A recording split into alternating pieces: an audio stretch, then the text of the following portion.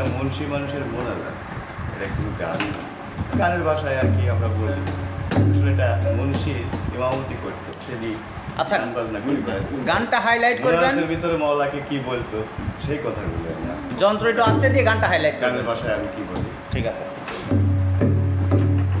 ভিখারি দরজায় খারাপ ভিক্ষা দিয়া বিদায় কর বলে মালিক রে, ও খোদায় ভিখারি মরলে বলো হায় হায় হায়, আমার ঘরের মালিক রে, খোদায় ভিখারি মরলে বলো মালিক রে, খোদায় ভিখারি মরলে বলো ও মালিক রে, মালিক রে,